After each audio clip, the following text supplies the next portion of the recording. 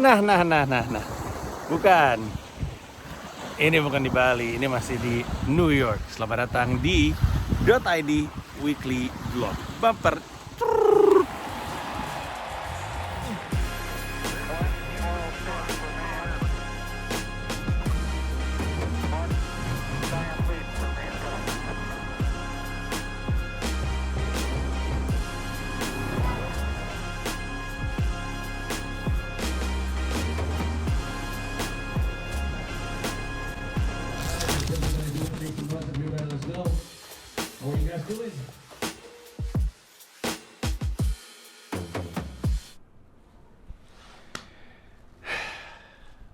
Anda tampak mengenali latar belakangan ini.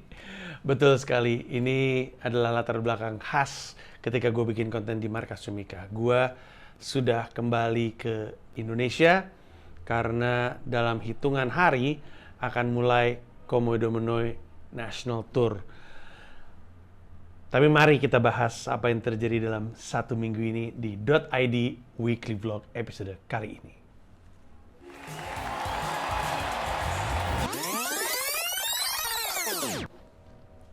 Ini gerakan masukin bumper. Oke, setelah minggu kemarin begitu banyak keriangan dalam konteks stand up comedy, ngisi 3 pertunjukan dalam satu minggu, ada audisi. Hari ini gue bisa bilang di episode kali ini, minggu ini tuh minggu kosong stand up-nya. Jadi bukan minggu yang berkaitan dengan stand up.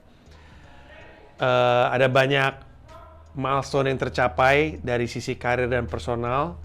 Personal nggak banyak sih, cuma satu. Gue ngomongin soal rumah. Gue di episode minggu lalu cerita bahwa akhirnya dapat rumah. Dan memang betul, akhirnya. Setelah ngubek-ngubek rumah, ketemu juga satu tempat yang kami sepakati akan jadi tempat kami tinggal selama entah berapa tahun ke depan. Kontraknya sih per tahun, tapi bisa diperpanjang terus. Kaitannya sama apa? Apa yang menentukan gue lama atau nggak di rumah tersebut? Sekolah anak-anak.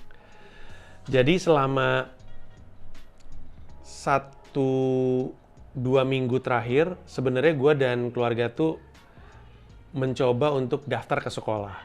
Tapi daftarnya itu terkendala sama emang lagi pada libur. Walaupun ada summer school sih, tapi pada intinya sebenarnya sekolahnya libur. Dan B, gue nggak punya proof of residence, bukti tempat tinggal. Karena untuk daftar harus punya bukti tempat tinggal. Bukti tempat tinggalnya baru bisa gue dapetin kalau gue udah nentuin rumah. Nah, penentuan rumahnya bukan lama ya, maksudnya berlarut-larut karena memutuskan 1 dari 7 atau 8, gue lupa berapa banyak rumah yang kami lihat, itu susah loh. Karena ya itu rumah gitu, tempat tinggal. Susah sekali, udah ngelihat semuanya, selalu pengen nyari lagi, ada nggak sih yang lebih baik, ada nggak sih yang lebih pas. Sementara waktunya kan mepet kan. Gue udah waktu untuk balik ke Indonesia. Akhirnya kami harus memutuskan dari yang udah kami lihat. Dari yang kami lihat pun sebenarnya ada kekurangannya. Kami nggak gitu yakin kami berani dengan konsekuensi pengambilan keputusan milih rumah tersebut. Tapi pada akhirnya setelah debat, setelah diskusi, akhirnya diputuskan untuk ngambil satu rumah yang di Bayside. Rumah itu menarik. Dia punya banyak ciri-ciri rumah ideal untuk kami. Lingkungannya asri sekali, bahkan lingkungan cagar budaya. Jadi rumah gua dan rumah-rumah lain itu luarnya nggak boleh diubah karena cagar budaya.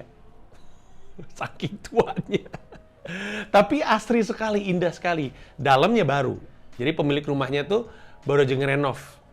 Dan kami dapat whole house dengan jumlah kamar yang lebih dari yang kami harapkan. Kamar mandi juga lebih banyak dari yang kami harapkan. Budgetnya masuk. Punya bonus dalam bentuk pekarangan belakang. Punya bonus dalam bentuk attic. Menyenangkan sekali sih sebenarnya. Terus ada beberapa sekolah yang ratingnya bagus di dekat situ. Sekolahnya Dipo sama sekolahnya Shira itu kalau jalan kaki itu 12 menitan, 12-13 menitan. Yang mana tuh dekat sekali. Pun kalau misalkan sekolahnya anak-anak lebih dari 1 mile, itu bisa naik bis sekolah gratis. Kita nunggu di bus stopnya bis sekolah tersebut. Nanti kita pulang dan pergi itu di situ. Habis itu areanya juga area yang menyenangkan sekali.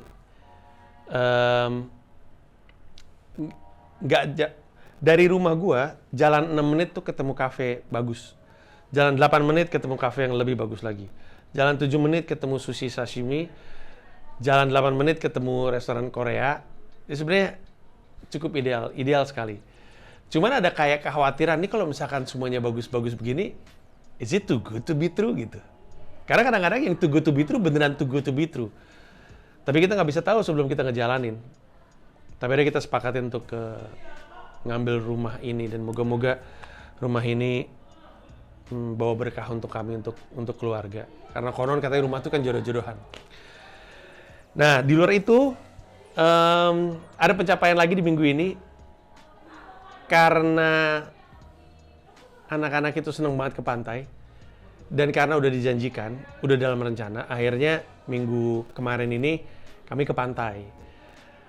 Tapi terus udah gitu pengennya tuh naik mobil, nggak naik angkutan umum. Karena kalau misalnya udah ke pantai basah-basahan, pulang naik bis basah-basahan itu nggak enak lah, nggak nyaman.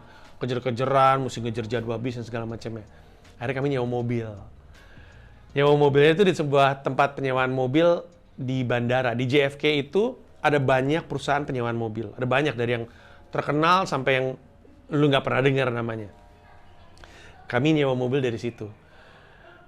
Gue berangkat dari apartemen gue di Amherst, tempat kami nginep sementara sambil nyari rumah. Itu naik subway, nyobain AirTrain. Jadi ada di salah satu stasiun, ada kereta menuju ke bandara, bayarnya $8 pakai Metrocard. Terus menyenangkan sebenarnya, jadi gampang. Gue naik kereta, kayaknya kalau gue nggak salah naik kereta E, pindah ke kereta C, apa kalau gue nggak salah. Terus naik AirTrain, nyampe situ, terus sewa mobil. Gue nyewa mobil apa ya, Hyundai Santa Fe kalau nggak salah. Tapi nyetir mobil di Amerika itu deg-degannya bukan main. Deg-degan banget, gue ada videonya. Sebenarnya videonya panjang banget, jadi saking deg-degannya gue, dan gue sendirian, gue putuskan untuk nyalain kamera GoPro gue, supaya gue berasa kayak ada yang nemenin. Alright.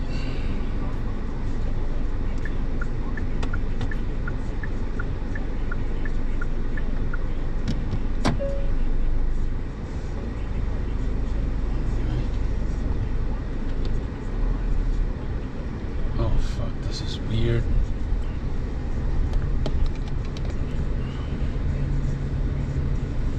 Bismillahirrahmanirrahim. Panji, jangan tabrakan di Amerika. Jangan tabrakan di Amerika, Panji. Alright. Mobil kenapa cepat-cepat banget sih? Alright.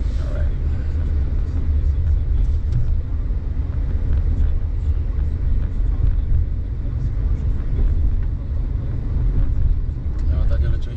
Gua takut sama. Walaupun nggak ada orang di situ, tapi karena kamera GoPro nyala, gue berasa kayak lagi ngomong sama lu. Tapi karena kepanjangan, nggak usah semuanya lu tonton, gue kasih cuplikannya aja. Dimana gue nyetir sambil ngoceh mulu, karena gue bener-bener grogi. Bingung tahu, biasa setir kanan nyetir kiri, abis itu jalurnya jalur kanan. Kalau lagi rame jalanan enak, karena lu bisa ngikutin yang di depan lu. Tapi kalau misalnya lagi sepi atau lu paling depan, lu takut salah-salah gitu. Itu polisi Tuhan. No. Oke, bismillahirrahmanirrahim. Loh. Gimana ini? Waktu itu deg-degannya bukan main. Nyetir tuh tegang banget badan. Apalagi pas bawa anak-anak. Jadi gue nyewa mobil tuh hari Senin kalau nggak salah. Atau hari Selasa, gue lupa. Senin kayaknya. Hari Selasanya gue ke pantai. Nah, tadinya kami mau ke Rockaway Beach namanya. Ini adalah pantai gratis umum yang bisa digapai dengan bis. Naik bis, nyampe ke sana. Panjang sih memang, tapi bisa naik bis.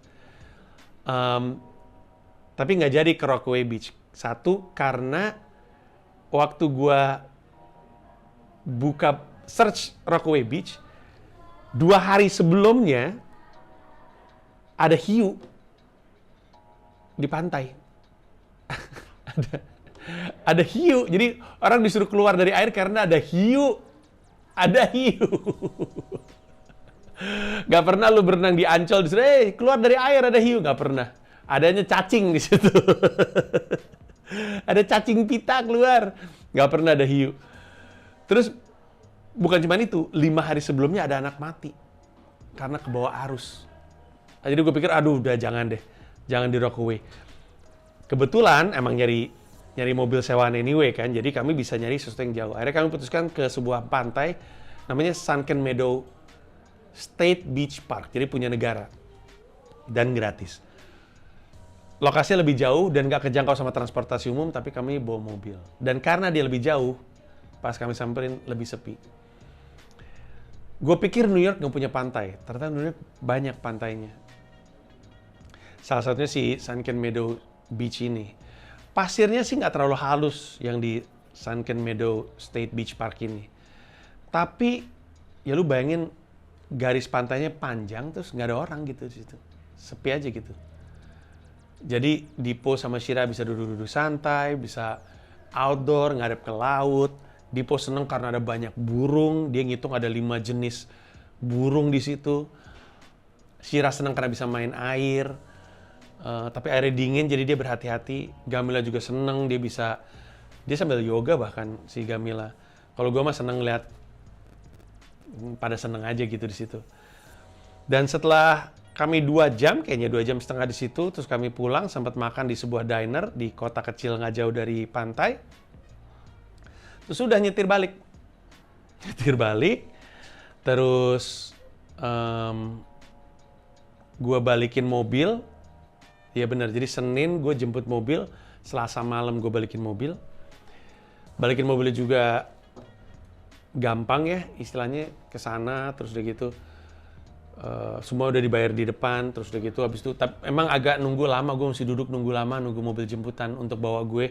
Ada shuttle bus dari tempat sewa mobil ke bandara, karena dari bandara ke tempat sewa mobil tuh nggak ada, kalau jalan kejauhan nggak ada transportasi umum, jadi pakai shuttle. Si perusahaan sewa mobilnya tuh jemput lu di bandara, bawa lu ke perusahaan sewa mobil, nanti habis mobil ditaruh di perusahaan sewa mobil, lu naik shuttle lagi ke bandara. Nunggunya tuh cukup lama, tapi secara umum oke lah. Gue sih happy karena akhirnya salah satu milestone gue checklist lagi, udah bisa nyetir di Amerika Serikat. Bahkan di belakang-belakang udah joget-joget sambil dengerin lagu gitu, udah cukup tenang. Terus abis itu ngapain lagi gue? Udah kayaknya, iya. Ke pantai, ya. Habis itu gue hari apa gue lupa. Hari Rabu kalau gue nggak salah belanja oleh-oleh untuk dibawa pulang ke Indonesia. Kamis pulang, naik KT Pacific lagi, transit di Hong Kong lagi, tapi kali ini transitnya jatuhnya cuma 2,5 jam. Terus, informasi baru, ada restoran tambahan yang buka, bukan cuma satu itu. Walaupun nggak enak, akhirnya kami tetap pakai yang satu itu. Aduh, suram banget itu. Gue kagak mau balik lagi gue akan cari pesawat lain. Kalau bisa sih mendaratnya di Jepang aja deh. Terus sudah, ketika udah nyampe ke Indonesia, istirahat. Karena minggu berikutnya, episode depan, itu gue akan melakukan banyak persiapan terkait Komodo Mono yang akhirnya jalan. Insya Allah kalau semuanya lancar. Jadi dari sisi stand up, sedikit lebih santai. Walaupun di belakang kepala gue ada apa ya? Ada tekanan harus gue akuin untuk mencapai hal-hal lain. Kayak sekolah belum gue dapetin untuk anak-anak gue. Walaupun sekarang gue akhirnya udah punya proof of residence. Kontrak gue ngontrak apartemen itu kan ada alamatnya, itu cukup untuk jadi proof of residence, untuk bukti bahwa gue tinggal di situ. Cuman tampaknya setelah selesai tour sampai dengan September minggu pertama, ketika gue balik, mepet banget antara kesempatan gue daftar sekolah untuk 2 anak-anak dengan tanggal sekolah dimulai, yaitu 8 September. Di di sisi lain, kalau lo inget di episode lalu kan gue bilang bahwa gue tuh udah mulai ngerasain ini ternyata mimpi yang jadi nyata. This is what my dream comes true looks like. Kayak gini bentuknya. Tapi salah satu yang sekarang lagi gue pikirin adalah gue memastikan bahwa kami di New York ini bukan cuma mimpi menjadi nyata untuk gue, tapi juga mimpi jadi nyata untuk Gamila, mimpi jadi nyata untuk anak-anak gue, karena itu adalah perjuangan-perjuangan yang berbeda. Gamila itu jenius yang senang banget berkarya. Dan ketika pindah ke New York, gue mau memastikan dia terus bisa berkarya. Karena dia bahagia di situ. Itu yang lagi ingin gue coba capai, tapi masih butuh untuk diperjuangkan.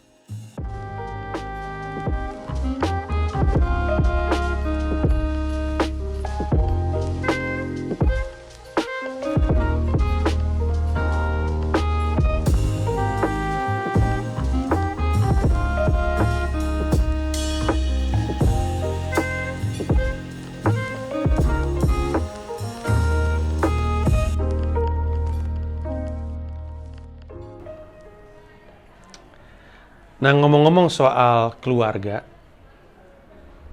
gue mau cerita di bagian kedua ini soal gue tuh sempet jenguk Pinot.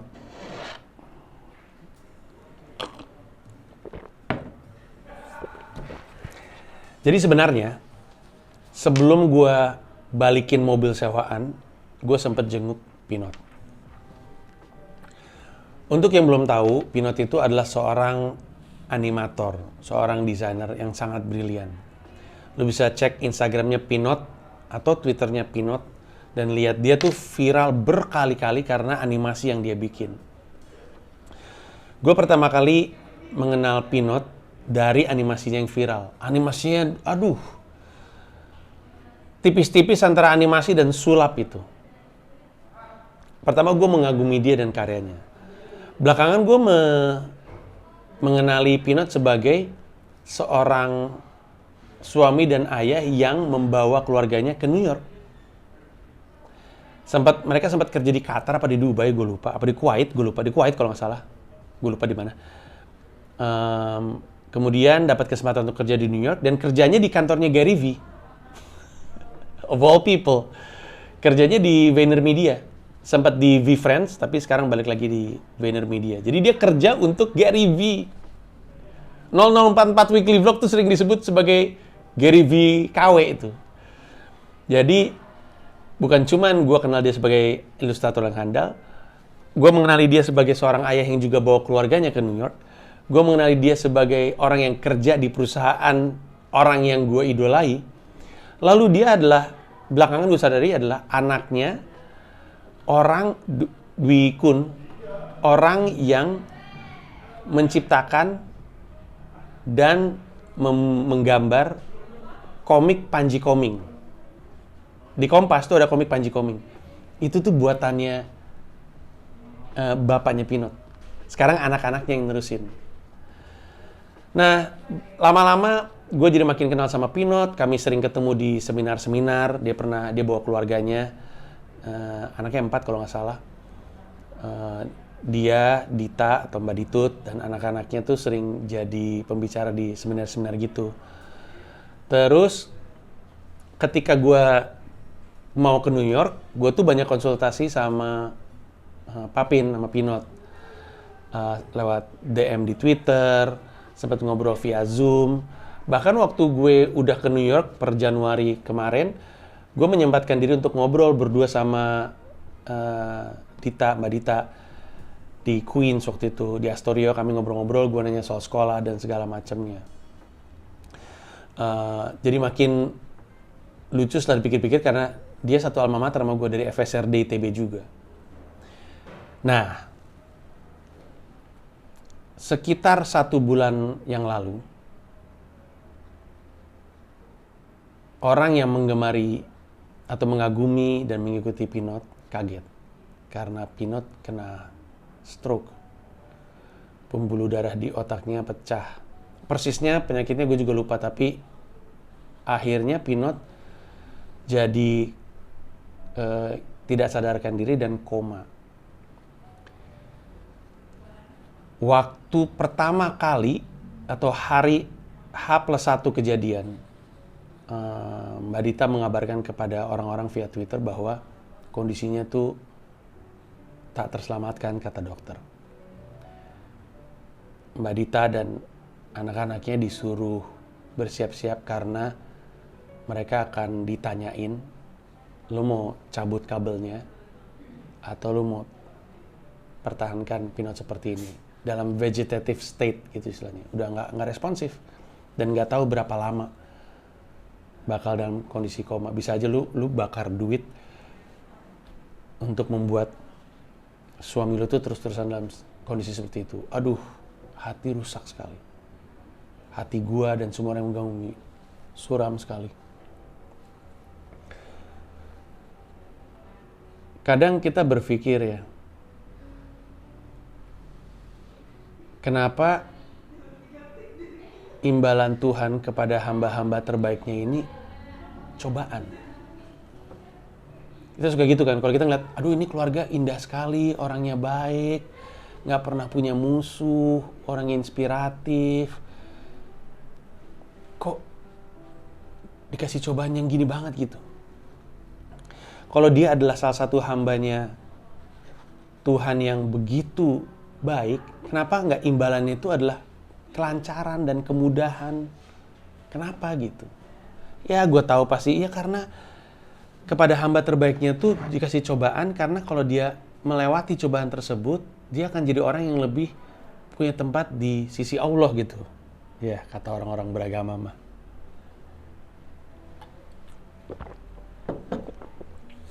Iya, tapi kenapa? Itu pertanyaan semua orang kan. Lalu semua orang turun tangan untuk menyumbangkan uang untuk Pinot, sehingga Pinot bisa terus ada di rumah sakit dengan dukungan-dukungan tersebut. Nah, ketika gua dan keluarga ke New York, gua mencoba untuk menghubungi Mbak Dita, nanyain gimana kondisinya, kapan waktu yang tepat untuk sekiranya gua mau menjenguk. Terus kami dapat kabar bahwa Pinot udah buka mata, tapi masih belum bisa ngomong, masih belum bisa gerak, tapi udah bisa diajak ngobrol. Pinot mendengar dan memahami apa yang diucapkan kepada dia. Pinot ngerespon dengan kedip mata kanan berarti ya. Terus ada gue kesana, gue nggak bawa Gamila dan nggak bawa anak-anak karena untuk ke rumah sakit itu juga nggak bisa pakai transportasi umum. Karena gue ada mobil sewaan, gue putuskan ya mumpung ada mobil sewaan, gue kesana aja. Tapi kalau gue bawa anak-anak, berarti balik dari masukin mobil ke si rental itu kan naik transportasi umum lagi. Sementara anak-anak paginya habis dari pantai, jadi capek. Plus gue juga masih kalau nggak perlu-perlu banget nggak usah ke rumah sakit dulu deh anak-anak gitu, karena penyakit gitu. Akhirnya gue berkunjung ke sana terus sempat ngobrol sama Mbak Dita, terus ketemu Pinot, terus Mbak Dita bilang, Papin ini ada Panji gitu. Terus gue ngobrol sama Papin, tapi ya gitu, Papin bisa ngejawabnya dengan kedipan. Gue bilang sama Papin, nggak usah stres, nggak usah terlalu kesel. Ketelatenan yang Papin selama ini miliki untuk bikin animasi-animasinya, karena kalau lu tahu animasinya Pinot, udah pasti tuh butuh ketelatenan, kesabaran, dan ketelitian. Jadi gue bilang, ketelatenannya Papin alihin dulu untuk pemulihan ya. Sabar aja, sabar. Karena Mbak Dita cerita bahwa Papin, hari gue datang itu Papin lagi buka mata terlamanya selama udah buka mata. Biasanya buka mata bentar terus tidur, buka mata bentar tidur. Yang kemarin tuh cukup lama. Terus Mbak Dita bilang, Papin, Papin belakangan ini lagi sedikit emosional, lagi sedikit sedih gitu. Karena dari mana kami tahu atau dari mana Mbak Dita tahu, karena Papin meneteskan air mata. Waktu sama gue juga Papin sempat meneteskan air mata. Terus gue sebisa mungkin berusaha untuk bikin Papin ketawa karena Papin seneng kalau misalnya ada tamu. Sudah kami ngobrol-ngobrol. Terus setelah mungkin ada sejam lebih, gue juga ngapain lama-lama banget, ngapain ganggu. Terus gue memutuskan untuk meninggalkan mereka. Jadi untuk yang bertanya, itu kondisi terbaru. Dan itu keajaiban menurut gue. Bayangin kalau dokter udah bilang, lu mesti mutusin mau cabut kabel atau enggak, itu berarti kondisinya kan buruk sekali. Tapi bahwa Papin kemudian bisa buka mata, fungsi otaknya oke. Dalam arti kata bisa mengerti, bisa mendengar, bisa berkomunikasi, bisa ngejawab. Berarti kan, aduh, berkah banget. Tapi gua datang ke rumah sakit untuk menjenguk Papin dan nyamperin Mbak Dita. Itu tuh bukan hanya karena gua satu alma mater atau dia ilustrator yang brilian, atau bukan cuman karena dia bantuin gua soal pendidikan dan soal bagaimana tinggal di Amerika Serikat. Tapi karena gue juga bawa keluarga gue ke New York. Dan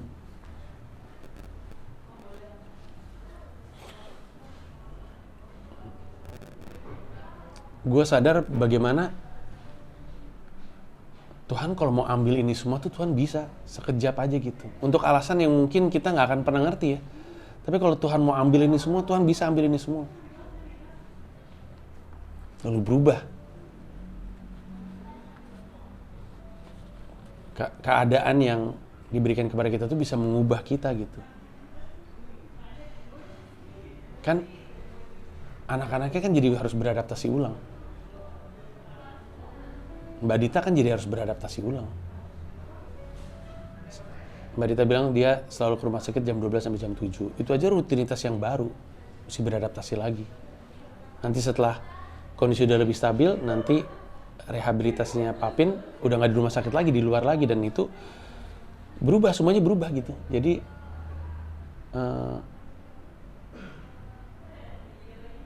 ya karena keadaan. Terus gue langsung mikir, ini gimana kalau misalkan terjadi sama gue gitu.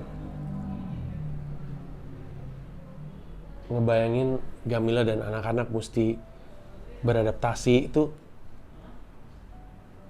wah, gila sih.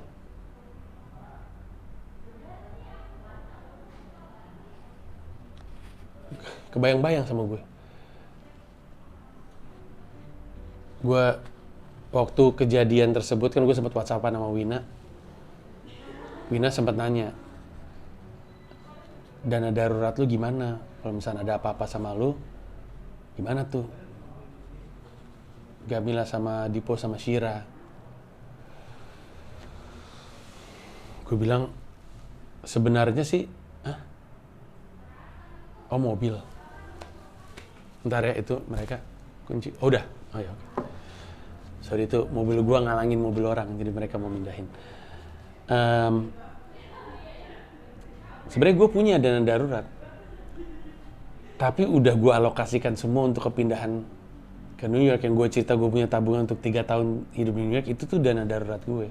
Jadi kalau misalnya ada apa-apa terjadi sama gue, alokasinya udah ke situ semua.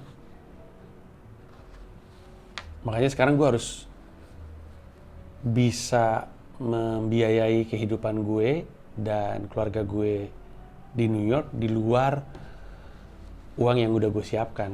Makanya gue akan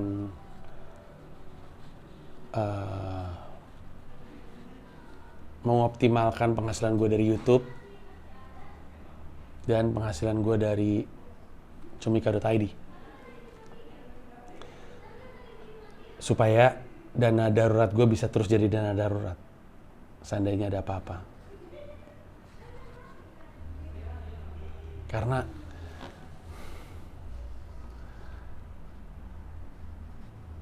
Karena gue harus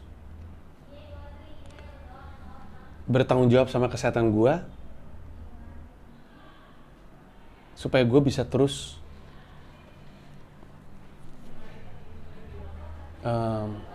memastikan anak-anak dan istri gue tuh punya gue terus. Kebayangkan maksud gue? Karena ya tapi siapa yang tahu ya.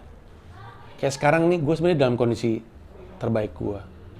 Udah nggak ngorok. Gue tahu karena waktu gue nginep di One Hotel Brooklyn, tau kan gue sekamar sama Dipo. Gue tanya, ayah ngorok nggak sih? Ayah nggak ngorok. Jadi gue masih nggak ngorok.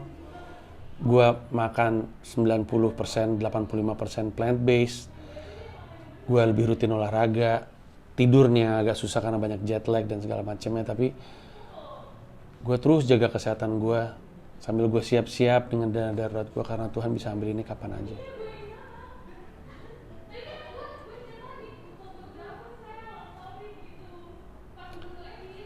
Kita mesti bisa bilang enggak.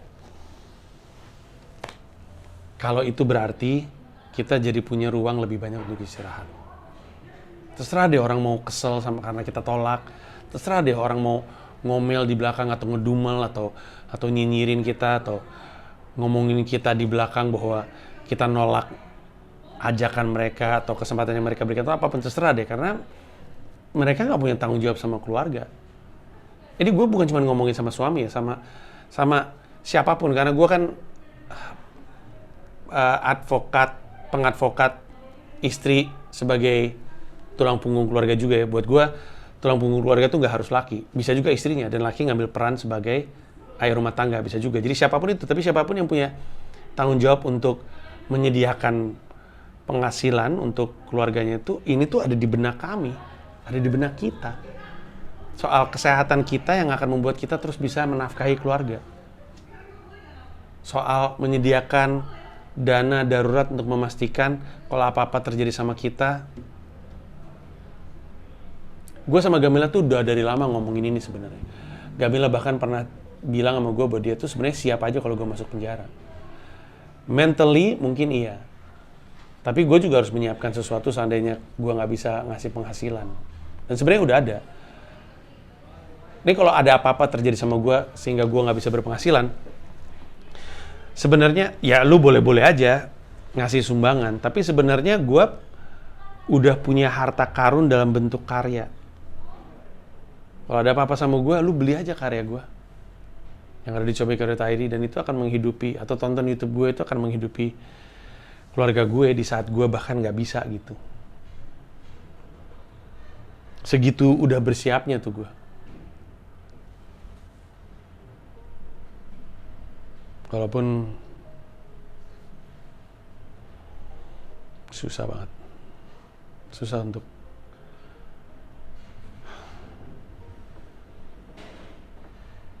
kenapa ya Tuhan? Kenapa?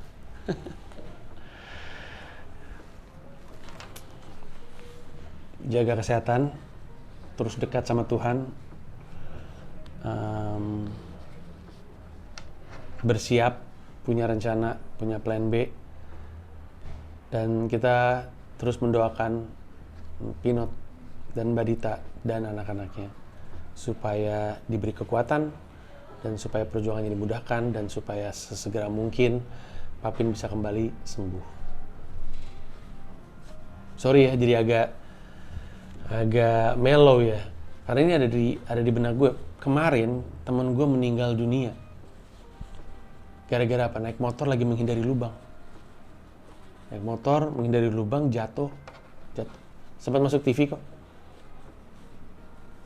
Kenal bener gue. Dia bagian dari tim manajemennya Glenn Fredly. Dan lagi-lagi ketika gue ngeliat itu, gue ngerasa, ya ampun, Tuhan bisa ngambil kapan aja Tuhan mau. Dan kita cuma bisa bersiap aja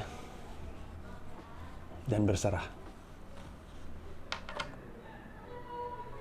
Makasih banyak udah nonton .id Weekly Vlog.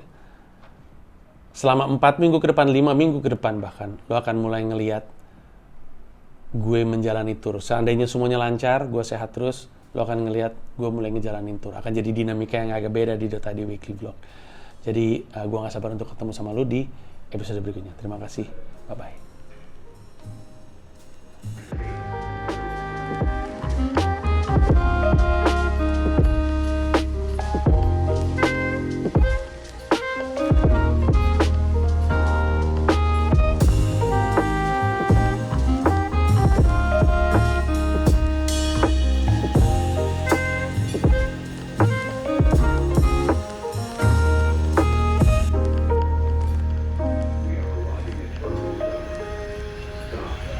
Look around and please take all your belongings.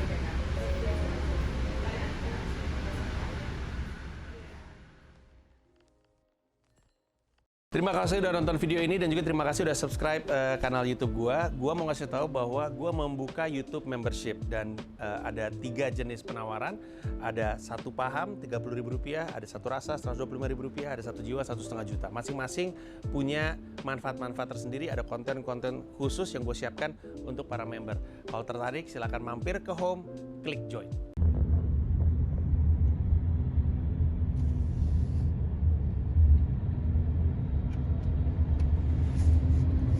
Ngantuk, mata kusut gitu. Tapi ini pemain karetnya nggak bantu banget. Ngantuk obatnya tidur bukan main karet.